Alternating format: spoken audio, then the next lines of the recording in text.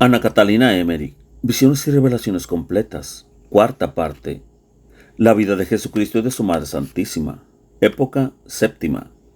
Desde la segunda Pascua hasta el regreso de la isla de Chipre. 26. Jesús en Nazarot y en Hadad Rimón. Desde Ramá fue andando Jesús con sus discípulos hacia Tenat Silo, junto a Sicar.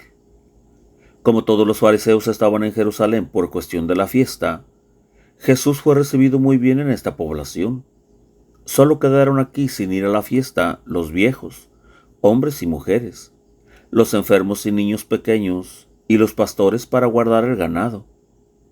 En Ramá y en Tenat Silo he visto a la gente ir en procesión a través de los campos de las mieses maduras, y cortar allí haces para llevarlos enarbolados en palos a las sinagogas y a sus casas.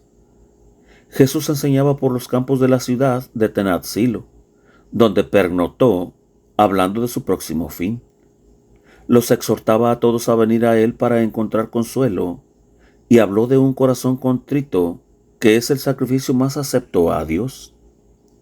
Desde Tenat Silo fue Jesús a Atarot, al norte del monte junto a Meroz, donde los fariseos le habían traído una vez a un muerto para que le diera salud. Este lugar está como a 4 horas al norte de Tenat Silo. Jesús llegó hacia el mediodía delante de Atarot y enseñó en una montaña delante de la ciudad, a donde le siguió mucha gente, viejos, enfermos, mujeres y niños. No temiendo ahora a los fariseos, salieron todos los enfermos pidiendo salud y consuelo. En Atarot estaban tan irritados los fariseos contra Jesús que habían mandado otra vez cerrar las puertas de la ciudad cuando él se acercaba a ella. Enseñó aquí severamente y habló con amabilidad al pueblo contra la malicia de los fariseos. Habló claramente de su misión, de su Padre Celestial, de la persecución que se llevarían contra él, y también de la resurrección de los muertos, y del juicio y de la necesidad de seguirlo a él. Sanó a muchos enfermos, baldados, ciegos, hidrópicos, a niños enfermos y a mujeres. Los discípulos le habían preparado un albergue junto a Atarot, en casa de un maestro sencillo, un anciano que vivía en medio de unos jardines. Se lavaron los pies, tomaron alimentos y fueron a la fiesta del sábado a la sinagoga de Atarot.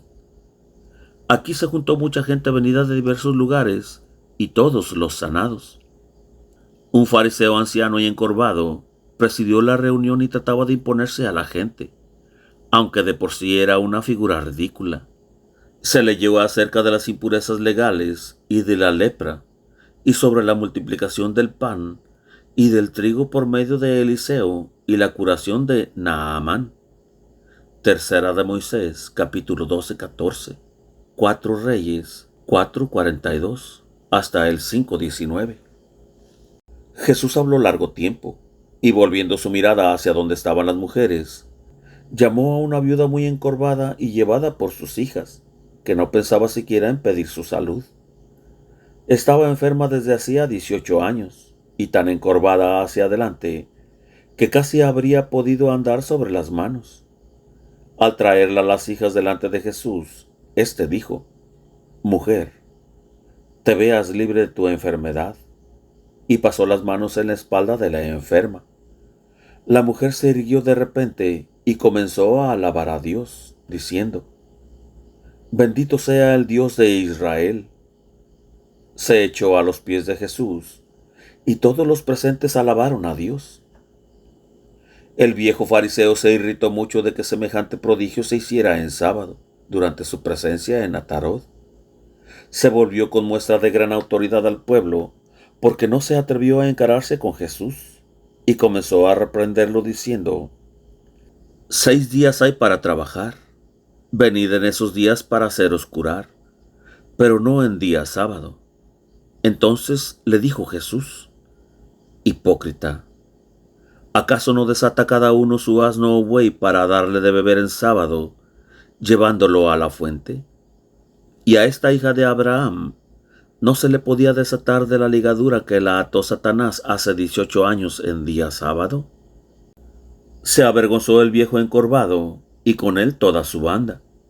La gente alabó al Señor alegrándose de esta maravilla. Era cosa de gran alegría ver a las hijas de esta mujer y a los niños de su parentela en torno de ella tan contentos. Todos se alegraron de su salud, porque era una señora rica, querida y estimada. Era risible, en cambio, ver al encorvado fariseo que, en lugar de pedir salud para sí mismo, aún se irritaba de ver curada a la mujer enferma. Jesús continuó hablando del sábado, y habló severamente, como en el templo, cuando le reprocharon la curación del hombre en el estanque de Betesda. Pernoctó en la casa del maestro de la escuela de Atarot, y al día siguiente estuvo en la casa de la mujer curada, que servía la comida a muchos pobres y hacía mucha limosna. Terminó el sábado en la sinagoga y se dirigió a unas horas de camino al albergue de Ginim. Caminó al día siguiente por unas 8 horas con sus discípulos hacia el norte, en el valle de Esdrelón, a través del torrente Quizón, a Ahat Rimón, en dirección de Endar, Jezrael y Daim, que quedó a su derecha. Rimón está como a 1 hora al este de Megido, no lejos de Jezrael y Naim, a unas 3 horas al oeste del Tabor, cerca de Nazaret. Es una ciudad importante de mucho movimiento, pues aquí pasa un camino real desde Tiberíades hasta la costa del mar. Jesús se hospedó fuera de la ciudad. Enseñó en el camino a pastores pobres y a enfermos. Habló de la caridad fraterna. Recomendó el amor a los samaritanos y a todas las gentes, y explicó la parábola del buen samaritano. En Ahat Rimón enseñó especialmente de la resurrección de los muertos y del juicio. Sanó a enfermos. Llegó una multitud que se había alejado de Jerusalén en su busca a la distancia de un día de camino. Los apóstoles y discípulos mencionaban en los alrededores de la ciudad. Pilatos, un día después de la partida de Jesús de Jerusalén, había prohibido a los galileos revoltosos salir de la ciudad. Muchos de ellos fueron tomados como rehenes en garantía de los demás. Ahora les dio Pilatos permiso de salir de la ciudad y soltó también a los rehenes, dejándolos que ofrecieran sus sacrificios. Pilatos hacía preparativos para su viaje a Cesarea. Los rehenes libertados estaban maravillados de su libertad y se apresuraron a ir al templo para hacer sus sacrificios que antes no habían podido ofrecer por haberse hecho culpables. Era costumbre en este día de hacer regalos al templo. Muchos compraron animales y los llevaron para sacrificarlos. Otros vendían cosas que no les eran indispensables, y esas monedas las llevaban gustosos al templo.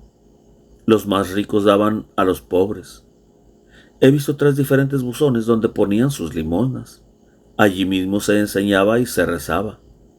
Otros estaban en la plaza ocupados con sus animales de sacrificio. Había mucha gente en el templo, aunque no rebosaba. He visto en diversos sitios grupos de judíos inclinados, cubiertas sus cabezas con mantos o de pie, cubiertos con mantos de oración, y algunos postrados con el rostro a tierra. Judas el gaulonita estaba entre sus secuaces, junto a la alcancía. Estos galileos eran los que Pilatos había tomado presos y luego soltados. Parte de ellos eran hechura de los pérfidos herodianos y otros pobres engañados. Había muchos de Gaulón y de Tirsa y de otros nidos herodianos. Cuando estos hubieron ofrecido su dinero y sus ofrendas, y estaban en sus devociones y nadie miraba ni se distraía, he visto de pronto deslizarse unos 10 hombres desde varios rincones, sacar sus espadas de un codo de largo de 3 filos, que ocultaban bajo sus mantos, y asaltar y herir a los que estaban descuidados. Se levantó un griterío espantoso, y comenzaron los pobres galileos desarmados a huir en todas direcciones. Entonces se levantaron también aquellos que yo había visto postrados con el rostro a tierra. Eran soldados romanos disfrazados, que herían y mataban a cuantos estaban al alcance de sus espadas. Algunos de estos romanos corrieron a las alcancías, las rompían y sacaban el dinero echado adentro.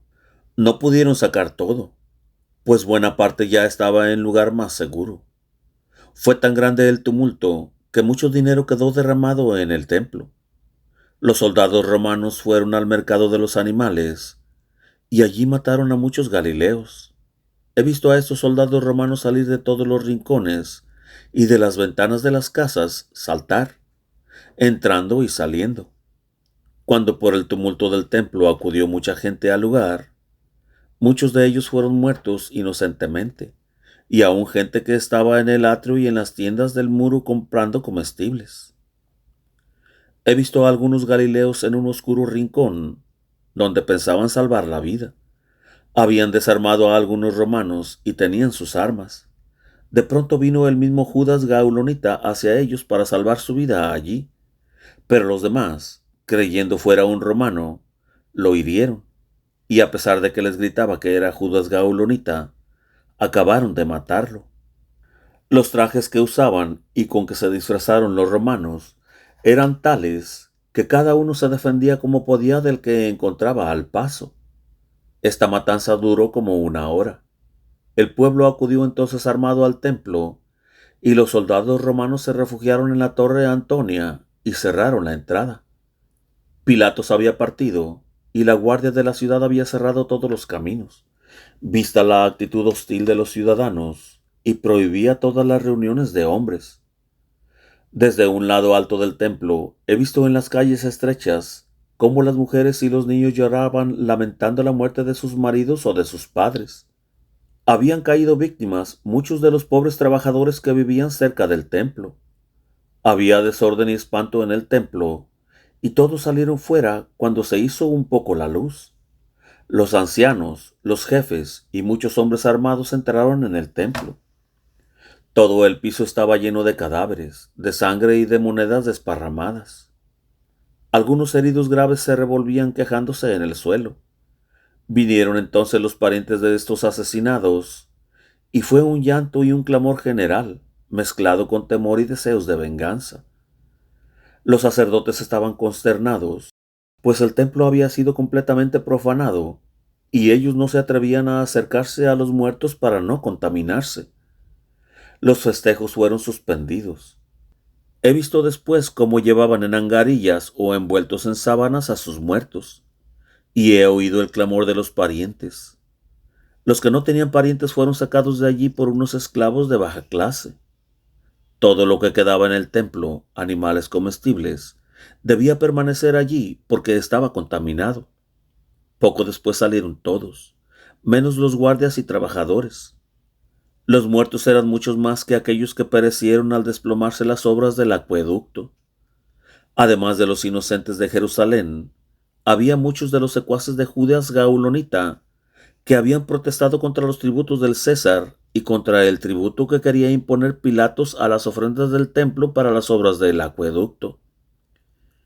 Eran muchos de aquellos que habían hablado osadamente delante de Pilatos y que habían matado a algunos romanos en la refriega. Pilatos tomó aquí una doble venganza contra los galileos que protestaron y contra Herodes, que había sido la causa de la catástrofe y muerte de tanta gente en las obras del acueducto derrumbado. Eran gentes de Tiberíades y de Gaulón, de la Alta Galilea, de Cesarea de Filipo y especialmente de Tisra.